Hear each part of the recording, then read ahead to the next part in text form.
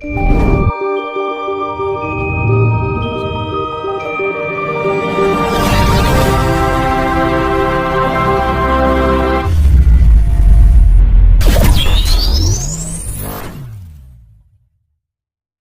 kan terkadang ini ada yang mengaku dia itu Sabdo Palon, ini setahu saya ada yang mengaku dia itu sebenarnya Satrio Piningit, ada yang mengaku dia Ratu Adil, Imam Mahdi, terus dibimbing sama yang Bodronoyo dan lain sebagainya. Menyikapi tamu-tamu yang model seperti itu, yang mengambil sikap apa?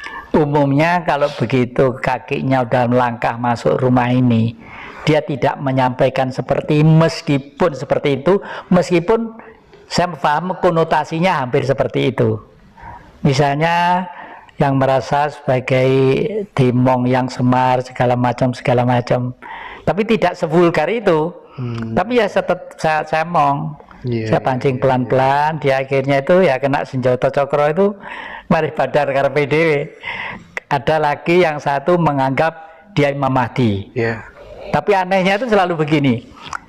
Tongkat teko aku kendi, iku kunci lho kuwi. Iki sing roh kuncine rubai zaman iki sakmene wis Mas yo presiden gak sukses. Karena apa? Enggak direstui Imam Mahdi. Padahal dia yang nganggep Imam Mahdi itu dia, ya anak bantu sana masih hidup sekarang. Umurnya kira-kira 45 gitu loh sekarang masih hidup. Terus saya itu dikasih tak simpen nih kok, dikasih tongkat dubel-dubel kuain ndak genah gitu, ya jenenge tak simpen aja lah gitu. Isinya apa aku ya gak ngerti, yang jenenge diwai ya. Ya gitu. Jadi banyak yang gitu tuh. Kalau yang datang ke sini, saya sering diundang bahwa Mas Jati ditenggo bapak. Bapak ini teksahipun lah saya sugeng, bapak itu masih hidup, maksudnya Bung Karno masih hidup. Nah, terus oh iya, non sewu nggih kula menika nek mboten wonten supir, mboten saged kesalem perlu mangke dipun papak ngaten.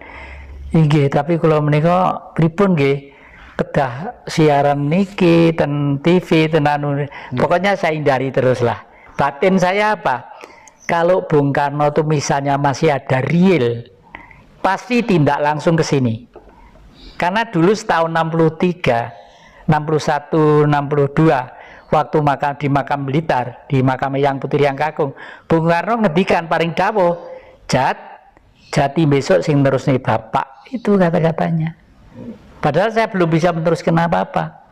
Jadi kalau beliau itu masih ada real, masih anu, katanya simpanan Bung Karno disimpan beliau di sana gitu katanya. Saya juga tetap tidak tertarik. Simpanan Bung Karno yang tertarik itu apa? Ajarannya. Makanya saya membuat di Singosari yang adik-adik ke sana kemarin itu untuk menggembleng Pancasila, Marinisme. Tidak pernah berhenti di sana itu. Itu. Terakhir gini ya, orang kan pada akhirnya ketika kita berbicara Sangkan Paraning Dumadi kan ya tetap akan kembali kepada Sang Pencipta. Meninggal, kalau yang paling bagus menurut konsepsi Eyang tadi ya, kita benar-benar sudah tidak memikirkan materi, tidak memikirkan dunia. Tapi pada kenyataannya orang anaknya dididik jadi polisi ya karena uang, jadi dokter ya karena uangnya banyak. Lagi-lagi parameternya adalah uang. Nah, supaya kita kemudian tidak menjadi hamba uang, mohon diberikan pencerahan yang agak lama yang gimana ya. Sebenarnya orang tua menyekolahkan anak jadi ini jadi itu tidak salah juga ya. Hanya profesi ilmu pengetahuan itu yang lama-lama memudar karena kepentingan ego. Misalnya tugas dokter itu apa sih? Sumpah dokter itu ya kan jelas banget lah, jelas. Tapi setelah menjadi dokter, ya maaf ini saya sendiri sering ke dokter ya, setelah menjadi dokter umumnya loh sumpah itu sudah tidak terlaksana lagi. Sarjana hukum apa sih tujuannya sebenarnya? Menyelesaikan permasalahan dengan bijak dan adil, didasari oleh hukum. Tapi karena hukum dasar itu sudah dihancurkan oleh undang-undang, akhirnya ya tamenge undang-undang, menurut undang-undang ini adalah ini itu dan lain sebagainya itu ya. Makanya sekolah yang kira-kira masih dipakai hidup sebagai sangune urip, ya mungkin jurusan eksak ya, teknik khususnya ya, itu menjadi seorang engineering, menjadi seorang apa ya gitu yang ya artinya eksak lah, rasional lah gitu. Kalau sosial umumnya itu wis nyeleweng kabeh. Nyeleweng kabeh. Dan ini di negeri ini sudah terlanjur mulai sekolah dasar sudah kurikulum dirusak oleh era zaman Nugroho Noto Susanto sama Daud Yusuf kemarin ya. Budi pekerti hilang dan lain sebagainya, itu udah fundament dasar udah rusak. Sehingga di sini umumnya hanya mengandalkan ijazah. Setelah punya ijazah, pikirannya satu, saya mau bekerja di mana. Itu. Makanya punya modal dijual. Kalau saya ini dulu joglangan deh, joglangan wes orang nggak berani beli di sini karena katanya tempat gendruwo. Ya, di belakang sana ada potwolo gede gitu, itu jurang dan ini tapi nyatanya rumah ini sekarang menjadi indah, sudah memilih orang besar-besar banyak, Megawati, Pak Jokowi, terus belum dirjen-dirjen itu banyak yang digembleng di sini. Ya mungkin yang nganter-nganter gini tuh beliau-beliau juga, tapi saya tidak tahu, nggak ngaku tuh. Pokoknya saya dulu Mbah, dulu digembleng di ruang bawah tanah itu loh, gitu tuh umumnya. Ya sudah, namanya dikasih diterima nanti ya orangnya muring-muring. Geng. Iya. Yang ini yang paling final ketika laku spiritual, pernah nggak sih didatangin ya misalnya leluhur-leluhur gitu yang membuat yang merinding dan tambah yakin dengan jalan yang digelutinya gitu ya? Saya tidak pernah didatangi menurut pengamatan panca indera. Tapi kalau saya dibuktikan dengan apa yang ada di dalam peristiwa sering. Misalnya kenapa di sana ada lukisannya Ibu Laut Selatan. Sebelum saya masang itu saya belajar di kitab-kitab dulu, suci dulu. Ya. Ternyata setiap kitab suci itu sebenarnya juga menyadari bahwa sebelum bumi diciptakan dan manusia diciptakan, terciptalah maha malaikat dulu. Maha malaikat dengan malaikat lain. Kalau maha malaikat itu beliau tercipta untuk menjaga ekosistem secara global. Misalnya laut harus dijaga inilah. Ternyata di Injil Ibu Ratu Laut Selatan pun ada. The Queen of the South Sea. Seorang ratu di Laut Selatan, Queen of the South Sea lah gitu ya. Makanya secara logika politik, coba Indonesia mulai dari Aceh ya, Brunei sampai ke Irian ya, sampai ke Papua. Lautnya itu berapa kilometer luasnya ya. Kalau di Eropa 13 negara.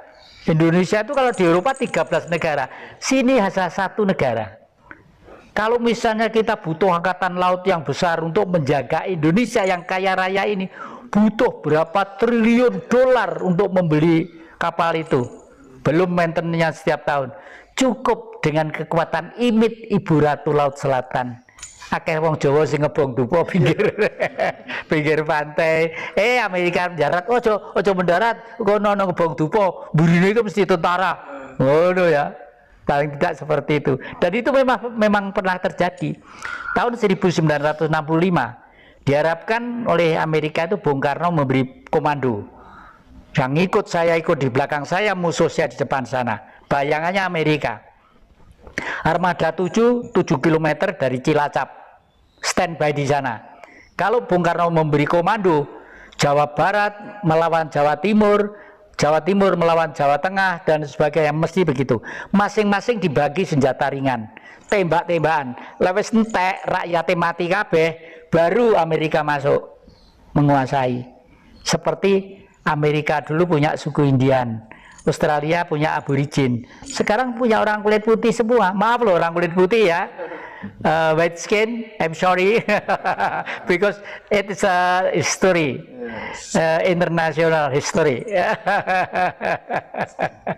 Seperti itu. Jadi makanya sekarang raja-raja akan kita impun sekali, dulur dari Cirebon datang, besok pagi dari Ternate datang, itu mencoba merajut kembali adat dan kebudayaan yang ada, termasuk nguri-uri pesan-pesan leluhur, arahnya ke sana. Closing statement untuk para elit tentang apa tuh namanya, kita harus kembali kepada apa budaya bangsa kita, kerajaan dan lain sebagainya. Kalau elit sekarang, Iya.